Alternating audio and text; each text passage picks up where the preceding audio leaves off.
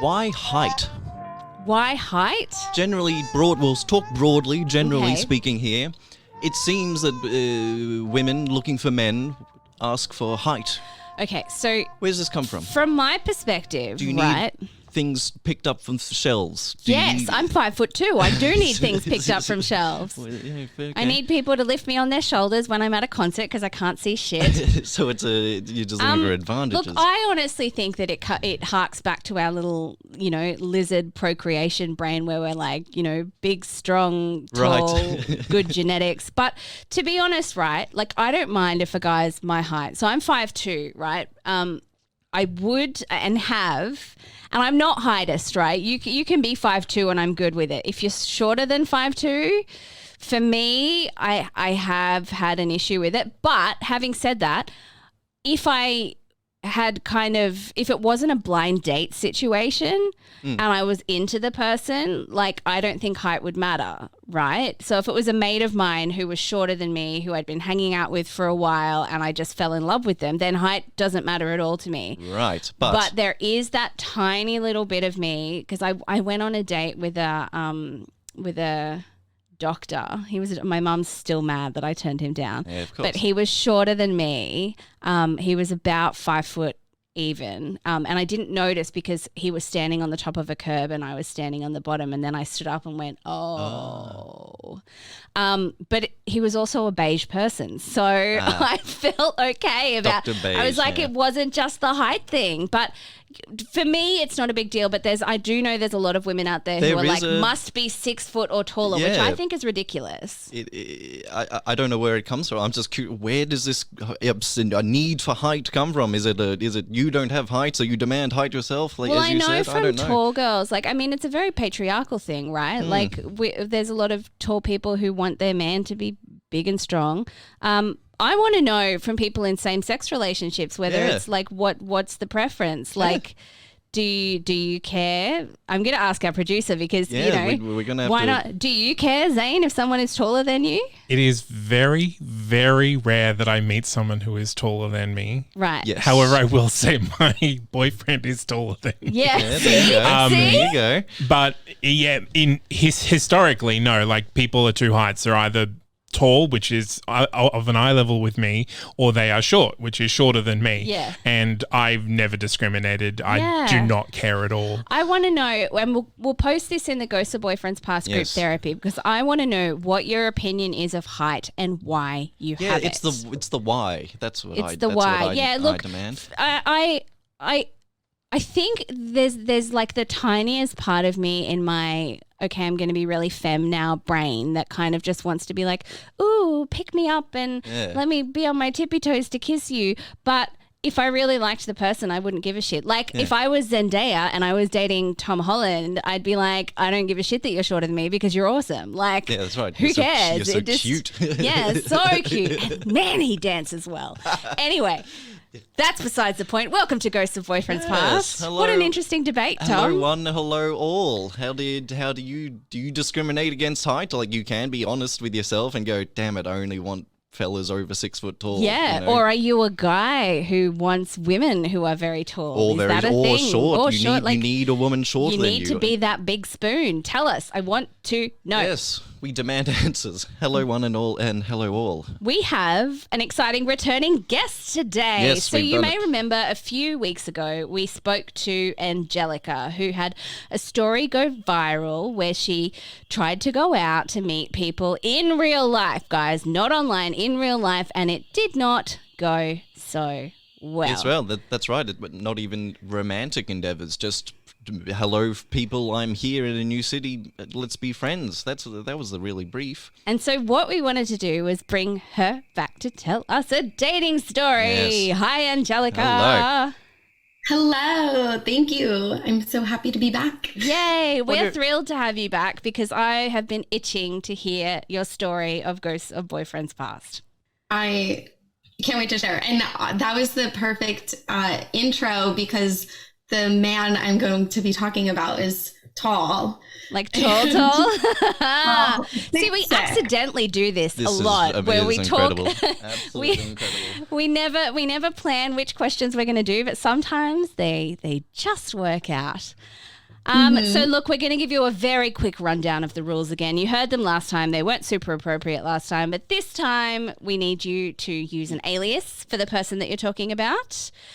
We have the don't be a dick rule, which is please don't share any information if you figure out who Angelica's talking about, because that's just rude and it ruins the party for everyone. That's right. And there's a third rule. No threats. No threats on microphone, On mic. please, Angelica. If you want to send them by mail to us, we Yes. can forward them on to the appropriate parties. Send your threats to ghostofboyfriendspast@gmail.com.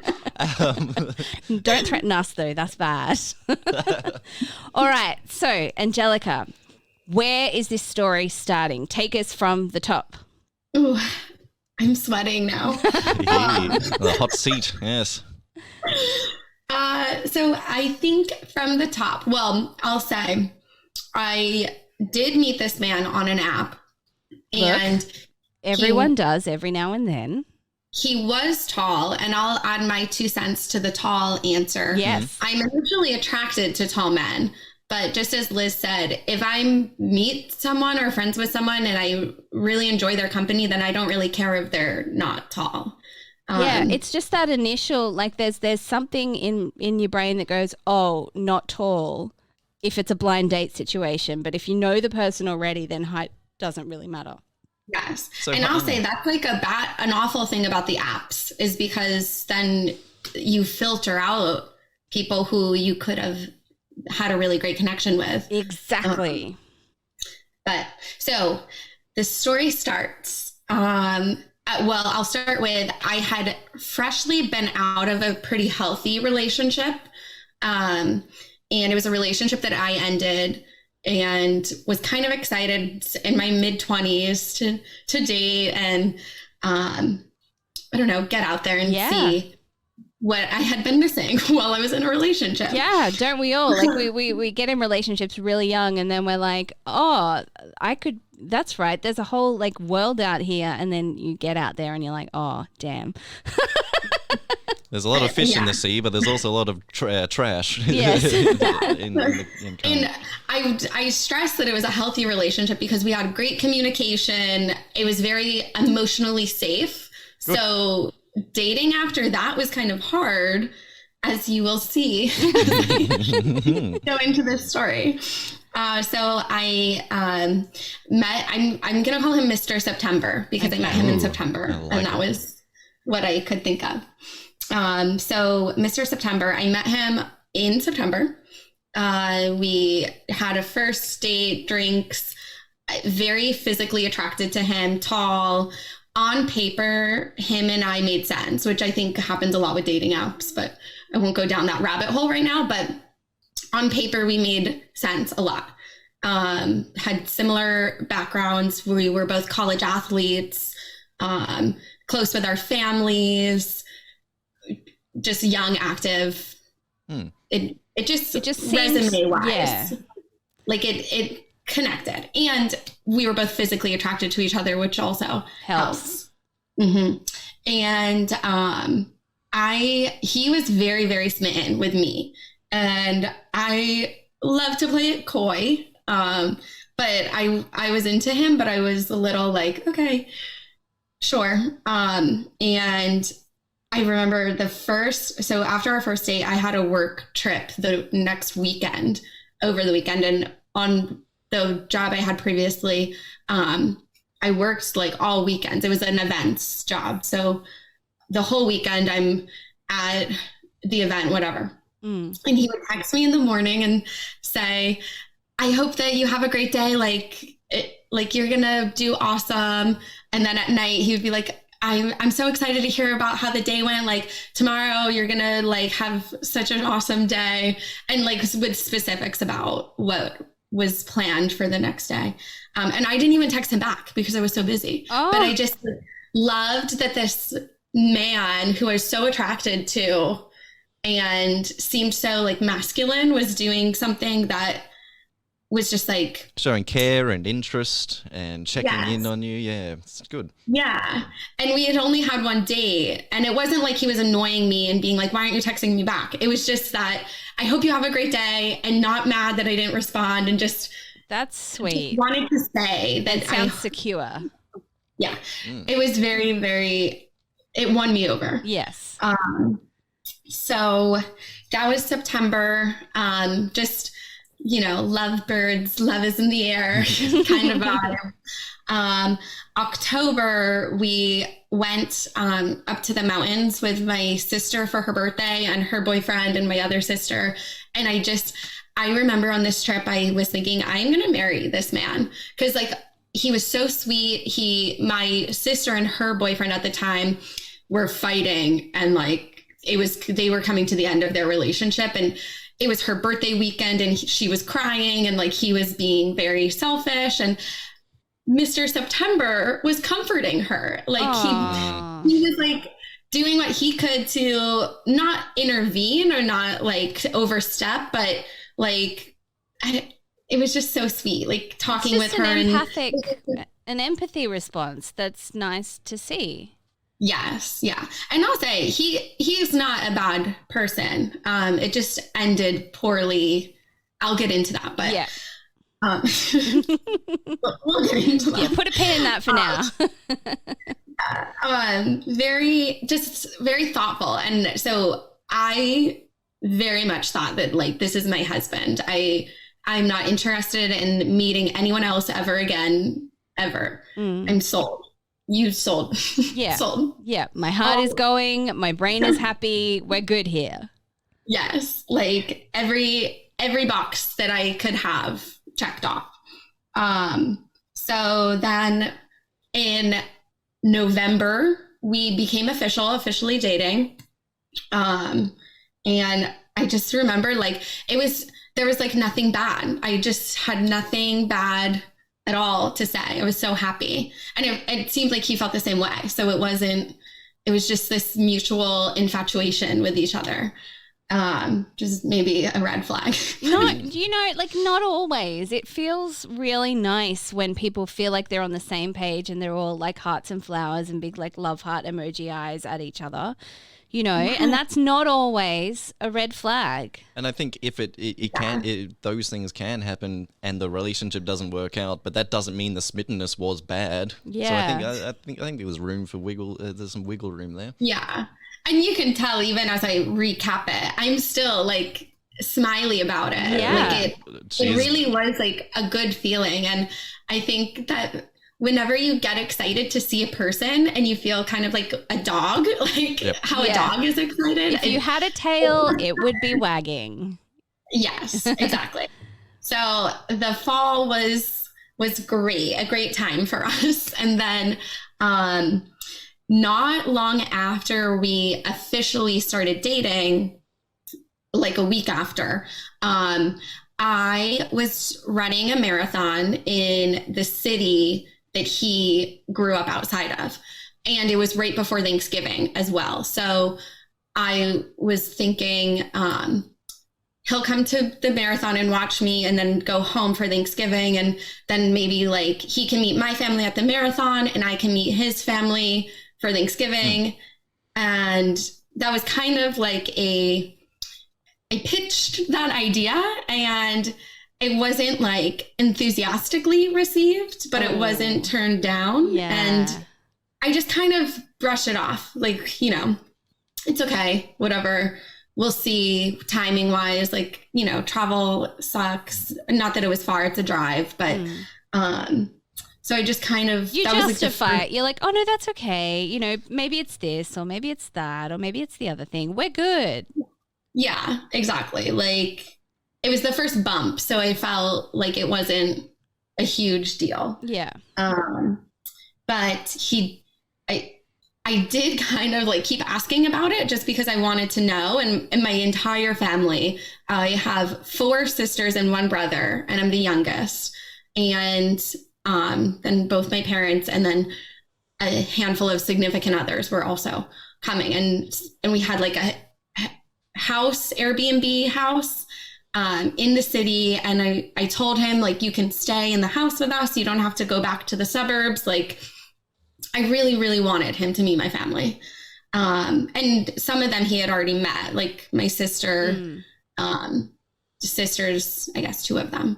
But when you think, like, I want to marry this guy, like, you want to get him enmeshed in that family setting, right? Yes. And I'm very close with my family. So, like, I wanted to see how that interaction was too. It is important. Yeah. So he did come, and I was worried that he wasn't going to, but he took the train from the suburbs and came with my family. We went out to dinner. That morning, most of my family ran the race. Like, sometimes marathons are broken up. There's like the half marathon on the Saturday, and then Sunday's the marathon. So most of my family did Saturday. And so they all like got drunk and it just were kind of partying a little bit. And so he was doing that with them, and just, I loved it. Like, he fit in so well. I just like really saw it, especially being sober that night and just watching it. I was so happy and saw it as like, this is my future. Yeah. Like, and I love it. And he was also like thoughtful of me and walked back with me to the Airbnb, and we stopped to get me like a bagel for the morning and stuff. And he even said like he had so much fun and was having so much fun with my family. So I'm telling you, when someone says I'm having so much fun with your family, or I love your family, there's like a little part of, it's like my heart grows a size. Like, it's just such a buzz. It is nice. Especially if you like them. If they say they love your family and you hate them, it's kind of scary. Yeah. And actually, just jumping back to that previous relationship that I had that was like very relatively healthy, and maybe I was the toxic one in it, but but whenever we broke up, he said that he was going to miss my family. Yeah. And I just like, oh, that kind of makes me sad because they didn't do anything. Like, but anyway, so back now we're with Mr. September, but it's in November. And I just was like so happy. And so the next day I ran my marathon. We all went to brunch, and then his mom came to like pick him up and take him home. So I met his mom, and she had run marathons when she was younger. And I was just like, it just like makes sense. Like, you know, whenever it just all like makes sense. It's a puzzle piece and it just like slot in there perfectly. Yes, exactly. So I was going, where he was going was like, north of the city that we were in, and I was going to my family's house that was a little south of the city. So it wasn't too far, maybe like 2 hours. And then we had lived at the time in Boston, so like north of both of those. So in my mind, I was thinking I will go to meet his family after the holiday for that weekend, and then him and I will drive back to Boston together. And during that week where we were with our families, he really wasn't communicating, and it was like a vast difference because previously he had been sending like those encouraging messages. He every morning he would text me and say, it's a great day to have a great day. Like, if it was cold out, he'd be like, don't forget to wear your hat today. So to not really hear that much from him, and again, you justify it, he's with his family. Like, I don't know, like, I'm not going to be needy, but it's a big difference. Like, he's set up an expectation and then dashed it. Yeah. And it was starting to make me feel like, I don't know, I was starting to get anxious about it, I guess. And because it does feel like, how do I justify bringing it up? Because it is like, not like, it's just that the expectation he set was now not being met. So yeah. And it's not, and it's difficult when it hasn't been something that you've said, I want this to happen all the time. So you're in your head, you're like, well, I can't really ask it of him because I haven't let him know that that's what I was expecting. And he just probably a short amount of time complicates things as well. You've only sort of been dancing around each other 3 months. You want to be the cool girl. You never want to be the girl that's like the, hey, do you hate me now? But it's hard to point. It's difficult to point to like a month of history and say, hey, for a full month this was happening instead of like 6 months or a year or whatever. So yeah, and it was like a fast relationship that I think I am putting the months just to like demonstrate the quickness that it progressed. And we lived a little over a mile from each other and walking, like a walking mile.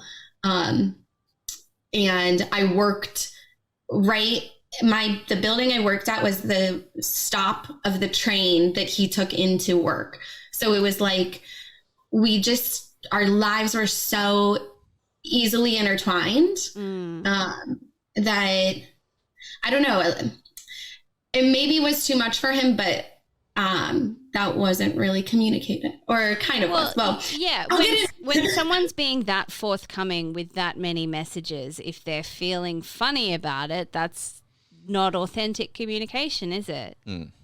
Yeah. And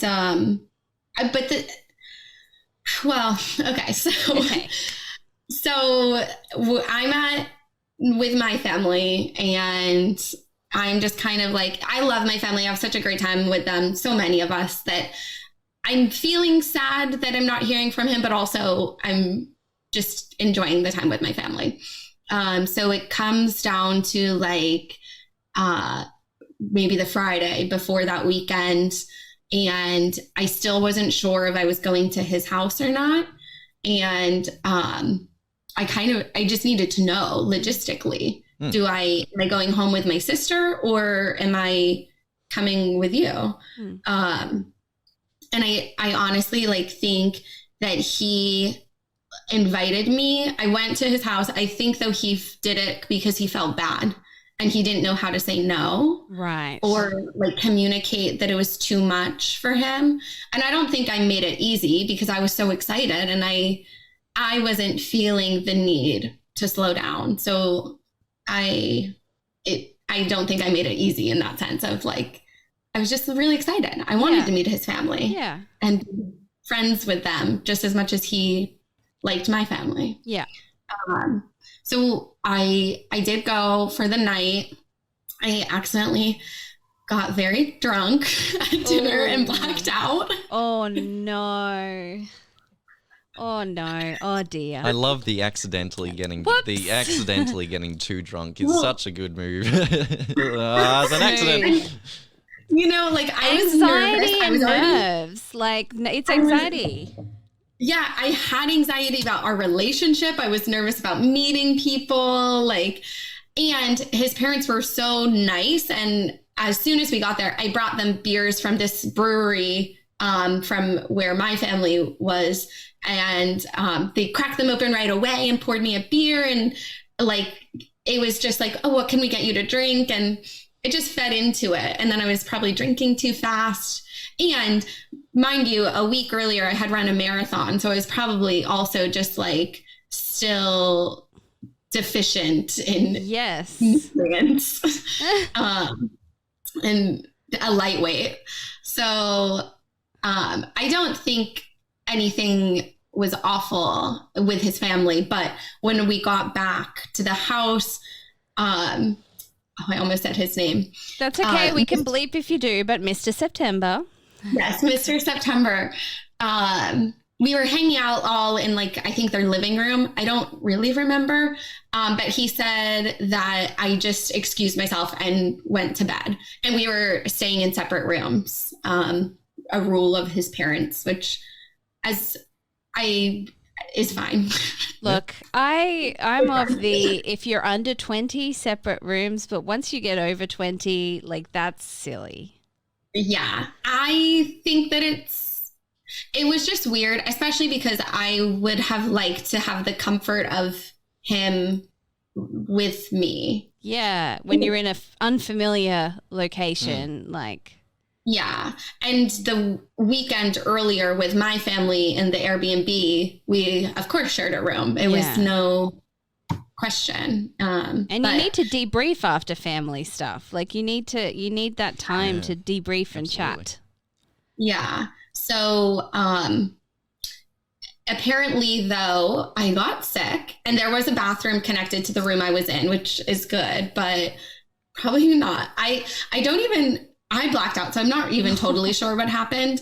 But I think I got sick and like was crying, and I think he came to say good night to me, and then like I was sick and crying, and like, oh no, all of the anxiety that I was trying to push down. Now I'm like getting emotional, but just that feeling of like finally it comes out. Yeah, comes out like, out of your eyes, out of your stomach, all of it. Everything. Yeah, nothing's inside anymore. So, it was just a lot, and I think he like cleaned the bathroom and like kind of just put me to bed, and then we talked in the morning. But I don't think I actually said anything about how I was feeling. I think I was just probably crying. And then in the morning, his parents were so nice and they had like breakfast spread, and I don't even think they knew that I got sick. If they did, he would have told them, but I can't remember if he did or not, but yeah, cause it was like the bathroom within the room I was staying in. So, but yeah. And then we got in the car and drove back to Boston. And it was a fine drive. It was a little awkward, which I don't know exactly why. I think I'm a big social media person and I like my phone, and it was a long drive and he didn't want to share the drive. He drove the whole way, which is okay. It was his car. But I was going to look at my phone, and I think it annoyed him a little bit that I was on my phone. And not totally engaged in like him. But again, I don't really know because it was never communicated to me. Sure. And like there'd still be a small amount of awkwardness from the night before where you'd be like, I don't want to talk about that, so I'll be on my phone, and he'd be like, I think we should talk about that, but she doesn't want to, so I'm just going to sit here in silence.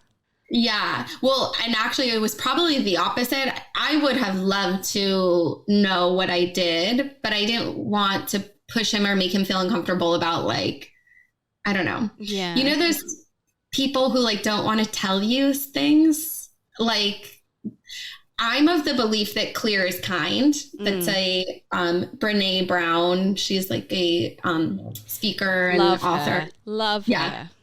Yeah. Like clear is kind. Just tell me straight. What did I do? Like, I don't know what I did. I don't know what happened. Did he know that you didn't know what happened? Yeah. Right. Yeah. And because he was so big that anytime we would go out or like to parties, I would get very drunk because I would end up like going drink for drink with him. Always a mistake. I've done that before with very large, tall, athletic men, and I cannot match people drink for drink. He weighed over double how much I weigh. Yeah. So like going drink for drink was like not possible. Unrealistic. So he knew that when I would drink a lot, that I would black out. Not that that is an awful, blacking out is awful. I do not recommend it, but sometimes it happens, and you know, so like he knew that, and he knew that I would get sick. And also the next day after being with his family, I didn't feel well. I was hungover. So like, I also don't really want to be like just singing to Grease. I loved it. He was singing to Grease, but like I can't jump in with Sandy's parts because I feel sick. My head is vibrating. Yeah. So that was that. And we went home and went to work. And then that's when things like really started going down. And now that I'm retelling it, I really don't know if it has to do with like me getting sick at his parents' house. It could have. If they are the type to have you sleep in separate rooms as adults, they might be a little judgmental in that sense. My family is definitely not. Like, we want everyone to just have a good time and if you get sick, that's okay. That's awful, but understandable. Yeah. So what changed? Yeah. What changed between you? What that you obviously recognized something when you got back to your respective lives. You recognized a change. Yes. What changed was he wanted to see me less, which we weren't even seeing each other that much. So it was like maybe once during the week we would see each other, and then on the weekends. And prior to, in the fall, I was doing a lot of weekend events. And then after November and winter on, I had a break until the spring. So I was really looking forward to spending more time together because I was traveling a lot and like super busy with work and events, that I thought this is a great time that now we can spend more time and get closer. Where theorized that he thought kind of the opposite, needed space. Which I mean, I guess he did ask for, but it was in a way of like, I'm busy and it's interfering with my routine during the week, not anything to do emotionally needing space. Which you then justify in your head as he's busy and I'm being needy, right? Yes. And then it's like, I have to downplay or discredit my own emotional need because when I bring it up, and I am a squeaky wheel. So if I am like uncomfortable, and especially at this point, I was like, you know what, we're dating. It's not like a situationship. It's, you're my boyfriend and you don't want to see me. It just feels weird. And even I remember one night, and again, I worked very close to where he lived. Like our lives were not far from each other. So, I said like, well, do you want to just do dinner? We don't have to do sleepovers. Like that's fine. We can just get dinner or, see each other for an hour or two. But he didn't want to do that. So I don't know if this is like the little demon in my head, but I started thinking that he was seeing someone else. Because I was just trying to justify it. Well, that's where your mind goes. Like if someone's gone from talking to you all the time and wanting to spend all the time with you to suddenly not wanting to spend time with you, but they haven't communicated that there's something wrong with the relationship, you're like, well, who are they spending their time with? Yes. Yeah, that is how I felt. But I did also think, well, he did invest a lot of time early on and maybe it wasn't realistic with his routine, and like kind of explaining it away in that sense. But either way, so we started seeing each other less and I didn't like it. And I was trying to communicate that I didn't like it. And then every time we would see each other, we would talk about it. And so it wouldn't be like fun. And it just started spinning into this like unproductive, like back and forth. And we weren't really fighting. It was more of just, I was trying to understand his emotional side of it. And I wanted him to tell me emotionally how he was feeling. And he was saying, just like avoiding anything about it emotionally and just saying, well, I work out in the mornings and I'm like really busy with work right now. And he's trying to logic his way out of it. He's trying to like fact. Let's not talk about feelings. We're just going to push those all the way down. Yeah. So that was a really hard time. And I also like going into the winter is just hard. And I had just spent so much time training for this marathon and so much time running that I was taking a break from working out to recover. And I don't think he really liked that because I think he liked the idea of like, oh, my girlfriend is a marathon runner. And I love running marathons, but I'm by no means one of those like runners. Career runners, yeah.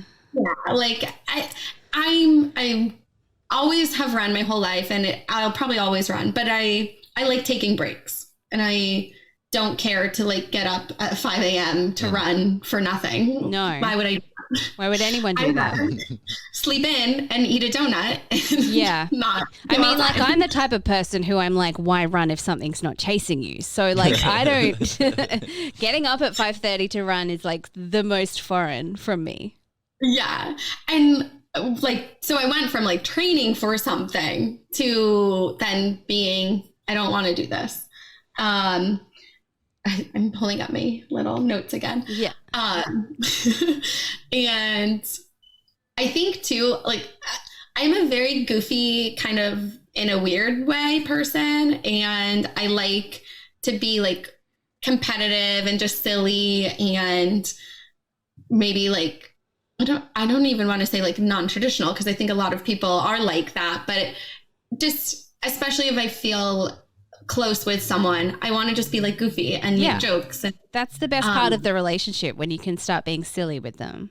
Yeah. And I would like hide and jump out at him. And like, I just like little things that I like, I don't know. It's fun. Yeah. He, I think, hated it. Oh. And I think he realized, and again, I'm just theorizing because I never really got this feedback, but I think he realized on paper, that there was more to me than what was on paper. So like, I'm goofy. I'm kind of lazy. I'm not a meal prep person. He's very much a meal prep person. I don't really care about working out or like that. So like he colors inside the lines, and sometimes you're going to color outside the lines. Yes. Yeah. And I understand and respect the lines, but sometimes it's more fun to do your own thing outside those lines. Done it. Yeah. And like there are no rules to life. You make up the rules. So just do what you want. And I don't know. So we just had a fundamental difference in that sense. So your theory, Angelica, is that on the surface, a lot in common between you two, similar family, a lot of, but then you sort of file down the sheet, the character sheet for both of you, and the differences start to emerge. Is that what you theorize? Yeah, it's like an onion. If a person is an onion, the outer layers were similar and the same, but when you peel them away, our inner layers were not at all compatible. And it was hard because I had already been sold. So I'm like in the weeds of this, already thinking that I found like my perfect person and my perfect mate, but he wasn't sharing his authentic self, something we talked about in the last episode. He just wasn't sharing his feelings or like what he needed from the relationship. So it started to crumble, but all of these talks we were having, I viewed it as us trying to get on the same page. And hindsight, I think he just wanted to break up with me, but didn't know how. Right. And just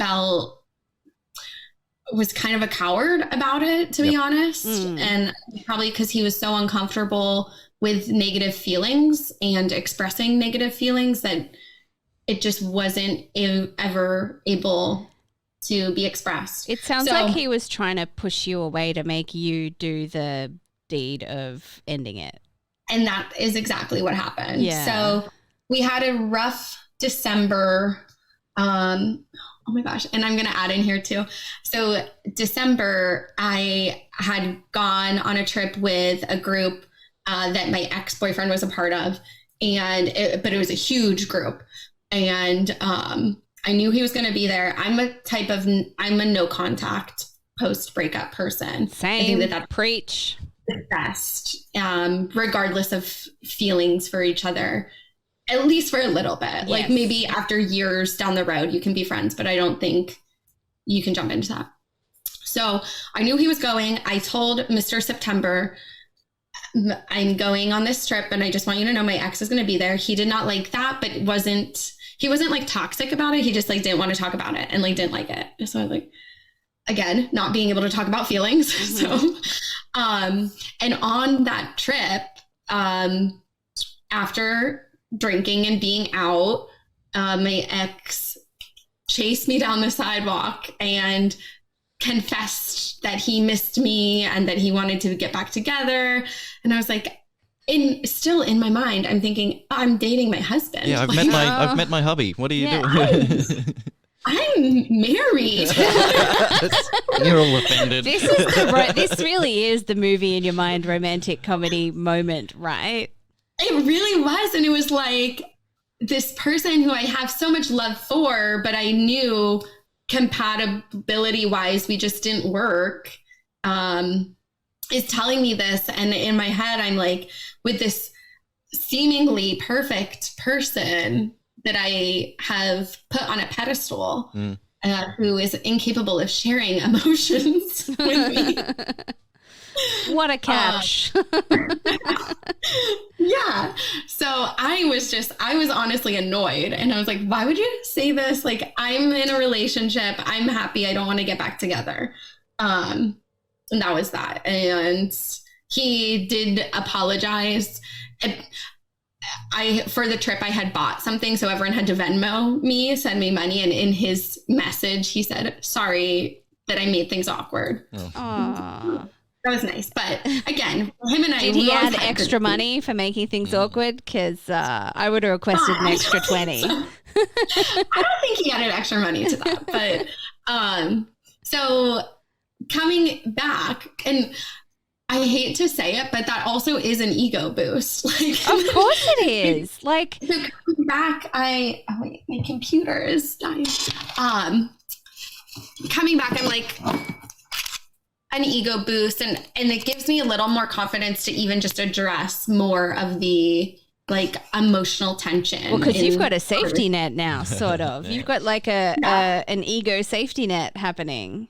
Yeah, and like, I would have never gone back with my ex, but I think just the wake up call of like, there are other people who will love you. Knowing your worth. Yeah, that little bit of a, hang on a minute, I'm worth someone chasing me down on the sidewalk and telling me that they're in love with me. Like, what am I doing putting up with no communication guy here? Yes. And, okay, so it's, December. So there's like holiday parties. He doesn't invite me to his office holiday party and tells me no one is allowed to bring guests. No, that's not, that seems unlikely. Do I believe that is true? No. No, I don't think anyone listening to this currently. All right, guys, Christmas party next Saturday. Now, remember, no wives or girlfriends. Like, no friends. You can't bring anyone. No. Like, it seems quite unlikely. Yes, and then I had a Christmas party with the group that my ex was part of. It was a run club, so huge group, and Christmas party for them. And I invited him to come with me, and he was like, "Oh, I can't." It was on a weeknight, so it was out of bounds. No, that will wreck with his routine. How dare you? Yes.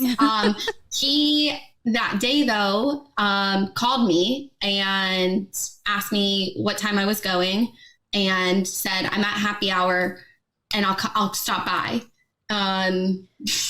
So happy hour's fine on a weeknight, but he'll pop in. Yeah, guys, I wasn't even mad. You still had those rose-colored glasses firmly on your face. I'm getting really angry. Yeah, good. No, it's fine. His biggest fault was that he was a coward and couldn't communicate his feelings. Like, and leaving it to me to make all the decisions. To me, the person who wanted to be in the relationship, to decide that it wasn't working. So fast forward a little bit, not really, just January. This is a whirlwind. I'm loving it. Yes. So we're still doing a lot of the communication talks, and like in my mind, we're trying to make it work, or like trying to get past this hump. And I'm also justifying it as like, okay, well, we're out of the honeymoon stage. Of course, like when life settles down and routine starts again, there's going to be tension.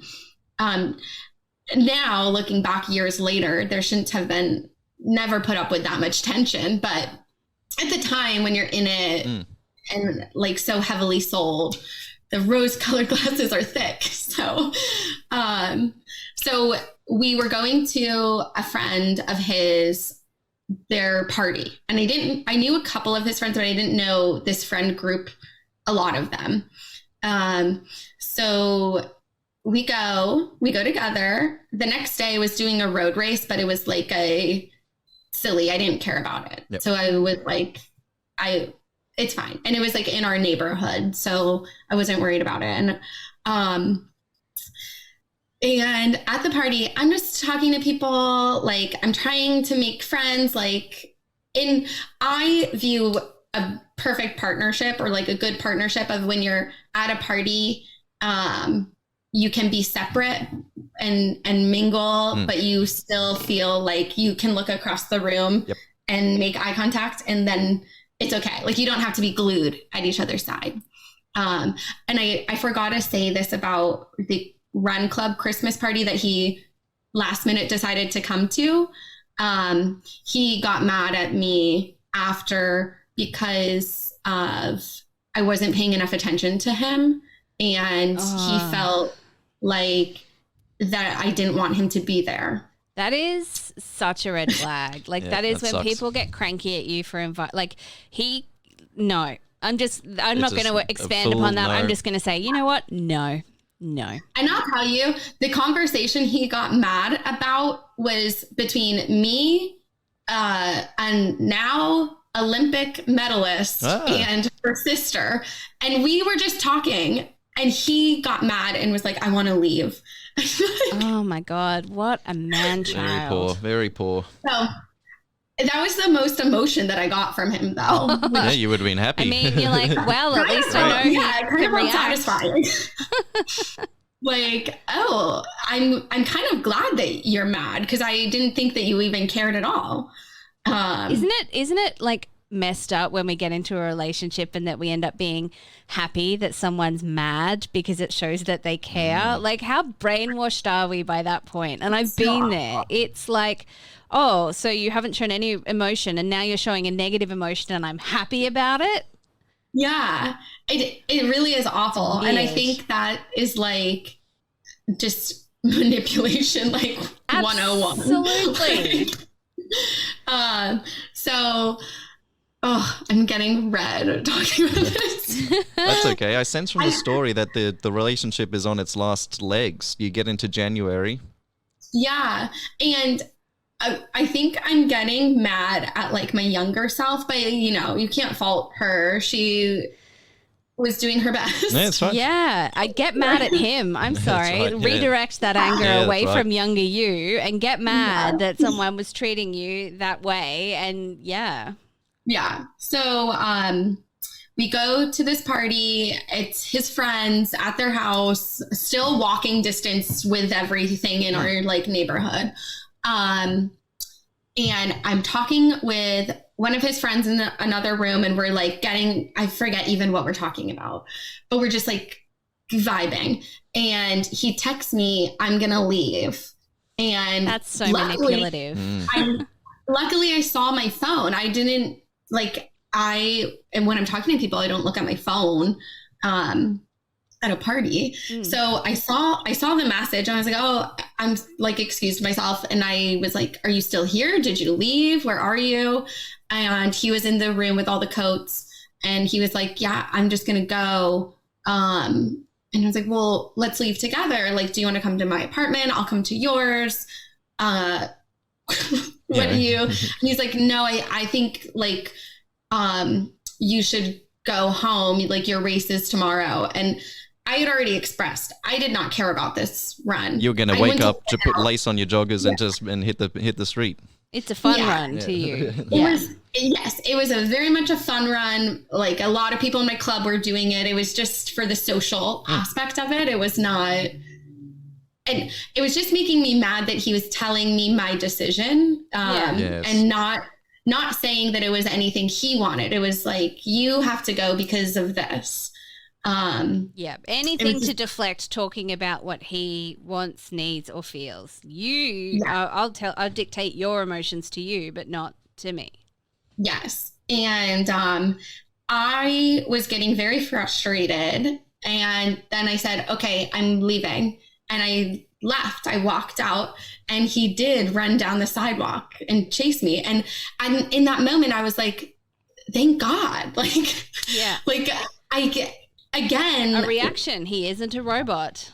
Yeah. Like, and feeling satisfied in a negative space is so weird. And now, I mean, hopefully like years later, I hope that I've moved away from that at least a little bit, but I just feel so bad for me in that moment, because I really was so happy that he chased me, because I just thought, like, he cares. He won't just let me walk out. And so we're talking on the corner of the block, and I'm like, well, do you want to just come back with me? And I don't even remember why I like thought of this question, but I was like, do you see a future with me? And he said, no. What? I laughed a little. I want to applaud you for asking that question, because that is so important and so authentic. But just to get the no after someone's chased you down the street. And like, what are you doing? What have you been doing the past? Like, once you realized no, I'm assuming it was in November when I met your family, but I don't know when. But like, once you realize no, what are you doing? Why are you like? So many people do this, and I don't understand it. Like they know that there's like my ex stayed with me for probably about a year and a half after he realized there was no future. Even though I said to him, I would like to get married one day, and if you don't, please let me go. And he didn't. And then when I was like, did you ever see a future? He's like, no. And I was like, what the fuck, man? Like, why? Yeah. Like, why? As soon as you don't see a future, and I know it's hard, like the previous relationship I had been in, I was the one who ended it. And it is difficult when you love someone and to say, I love you, but I don't see a future with you. It's a hard conversation to have, but you have to like respect the other person. And like, I think that's the key. It's the lack of respect of the other person that ends that those circumstances are in. So on the street corner, he gave you an answer of no. Was that it? Yeah. Did that kill the relationship then? Yes. Yep. I just want to tell the story though. I got mad because I said, like, what are you doing? Like, why? You were just waiting for me to lose my mind? Like, what? And just gradually pulling away until I, like, had no choice but to break up with you. Like, and so I said, okay, like, then this is over. Then there's nothing more here. And I turned around and walked away and sobbed the entire way home. Of course. Did it start raining as well? It's like a movie moment. Yeah. Too bad there wasn't TikTok. Yes. I was devastated because in my mind, I was still trying to like salvage the earlier person that he had been. And I really didn't understand where that person went. So anyways, a little thing called love bombing I've learned about. Yes. But so I sobbed all the way home, and in my mind, I still really didn't know if it was over. Like I was kind of still expecting him to show up the next day at the race and like us talk about it. And again, like my previous relationship, we had such good communication that like we never would have left something on that note. So like, I just wasn't sure. It wasn't completely over in my head, even though I said this is over, but in my mind, it wasn't. So the next day he doesn't show up. I cry the entire run that I'm running. My friend runs with me. This is not a fun run anymore. It's a sad run.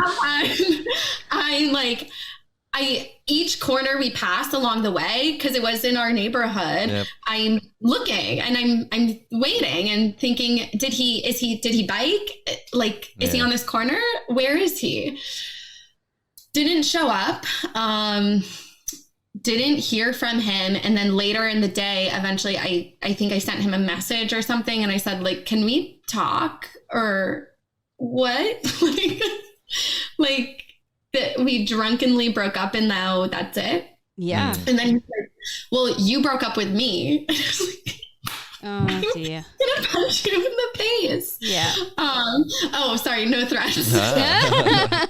This was past tense. I think this was a threat in the past. This is past that you're you. recalling. This is not a current threat. Yeah. The lawyers are saying it's okay. Very good. Okay, the thumbs up. They agree. Yes. He, in the past, deserved a punch in the face. But so we talk on the phone. It feels like nothing. Like it was no emotion from him. It was kind of just full like robot mode. Yeah, exactly. And like I was sharing everything that I was feeling, and he was kind of just like listening and maybe I can't even remember what he said, and that's how much he said. Like it was nothing that was really satisfying except for that I knew it was over. Yeah. But in my heart, it was not. And then I kind of was a little crazy. And for the next like 2 weeks was like texting him. It might have even been longer, but I'm trying to think of like timeline. It was right before the pandemic. So this was early February. We broke up. And the day that we had our conversation was the Super Bowl, which is like the American football like championship. Well, look, thank goodness that you didn't get locked down with him, because that would have been a real bummer. That would have been worse than being alone. Like, oh my gosh. Yeah, I know. I don't. And he definitely wouldn't have broken up with me then, because what else would he have done? So can I ask, this whole saga that only lasted a couple of months, right? It's a 4 or 5 month saga. This is years worth of conflict into a couple of months. What do you think, and it can be nothing because sometimes we don't learn anything from these situations. What do you think you learnt from this relationship? Great question. I think like there are honestly a lot of takeaways. Like I was so naive to just think that because I had a healthy relationship prior, that everyone communicates well and like, and that everyone is thoughtful. So I think my big takeaway is it takes time to get to know somebody. And like, even though all of those like great stuff at the beginning are so great and will make you fall, it's important.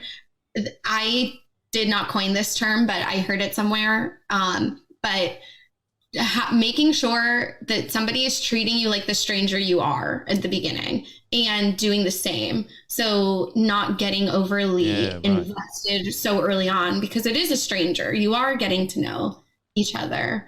And the idea of on paper, sometimes it might make sense, but if you can't be silly, if someone doesn't really like you at your core, then it's not going to work. No. And I think you've kind of crossed over into one of my lessons, because my lessons were twofold today. And my first one was don't race to the end in a relationship. Like when you first meet someone, we like to let our brains go all hearts and flowers and white picket fence and, you know, walking down the altar and everything like that. But in the same, you know, vein as you got to treat someone like you're still getting to know them, like they're a stranger. Don't race too far, because when you race to the end and you form that picture yourself, it is so hard to see anything but that picture, and you miss so much because you're just staring at the picture of the life that you want. And by the end, when you break up with them, you're not even grieving the person, you're grieving the life that you thought that you were going to have. Like it's not it wasn't real, and you made it in your head.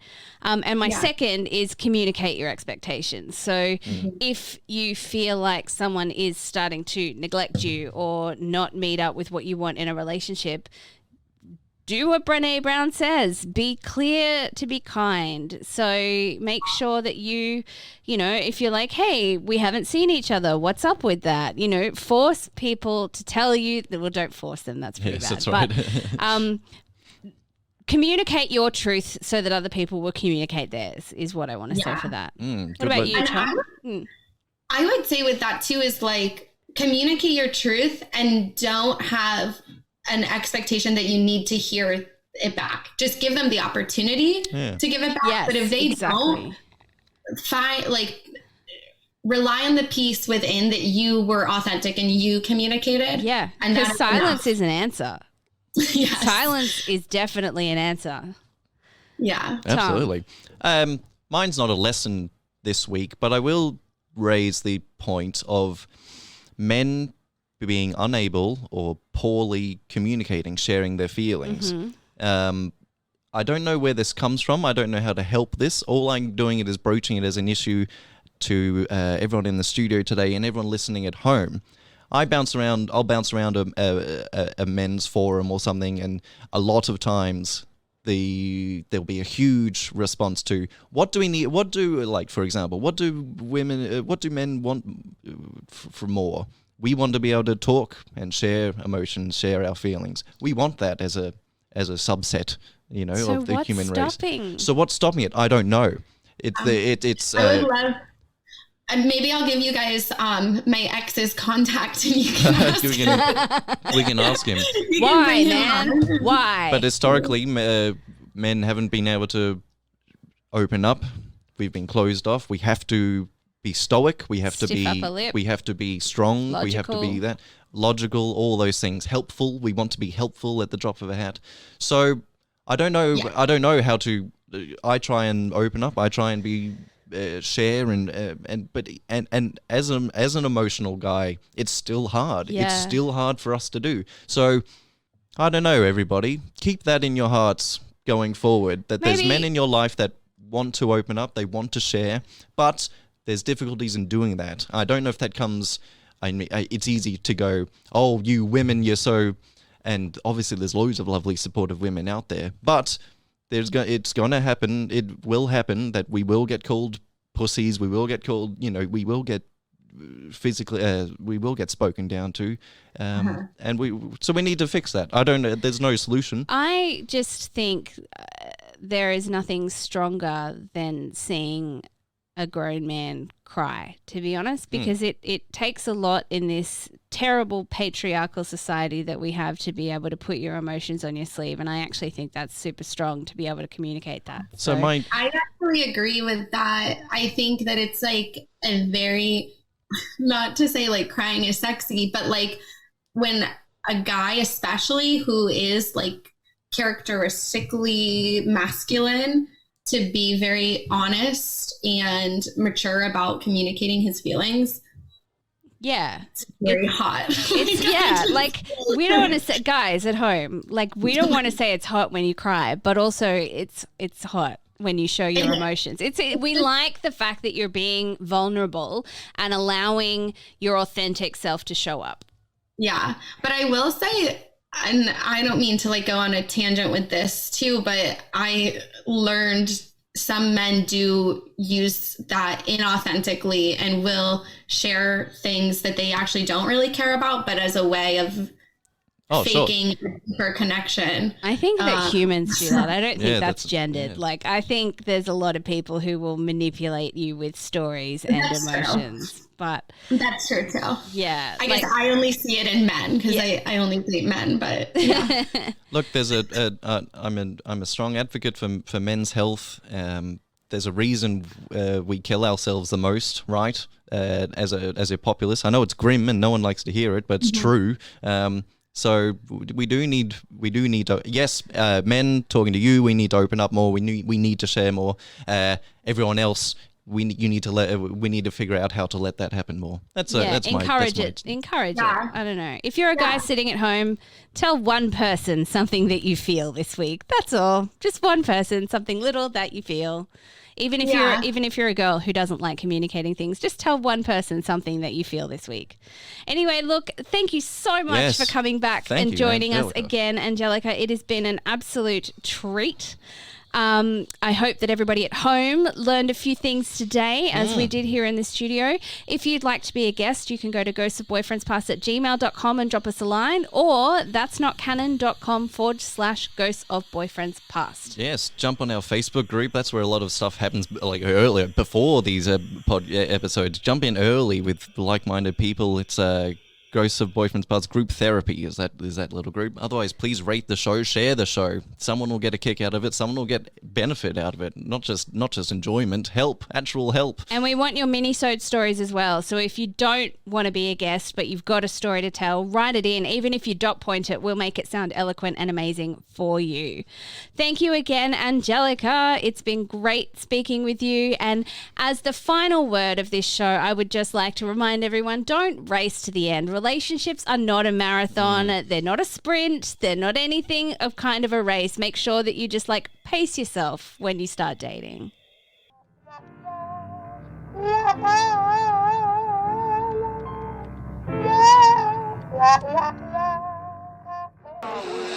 When you walk through an art museum, what happens? You see some interesting things, you see some not so interesting things, and if you're like me at all, you're probably a little bit sleepy. Well, grab a cafecito and listen up. It's Art Slice, a palatable serving of art history. I'm Russell Shoemaker. I'm Stephanie Dueñas. We are not your daddy's art history podcast. We are both artists, so we look at art history through that perspective. We cover the artists you know and those that have been ignored for so many different reasons. We look at the context of the time, we compare it to today. We don't dumb anything down, but, and this is a big but, we like to have a good time, okay? Nos gusta to goof around, all right? We have hungry pantry moms that might startle you. It's a long story. We feed them art materials. Art is just a visual language, so in order for us to interpret what we think it's saying, we hijack the work. Right. How do you like that for an art heist? Exactly. And ultimately, we decide if it belongs in our Art Slice Museum on top of the Art Slice Hilltop. So if this all sounds good to you, join us on Art Slice, a palatable serving of art history.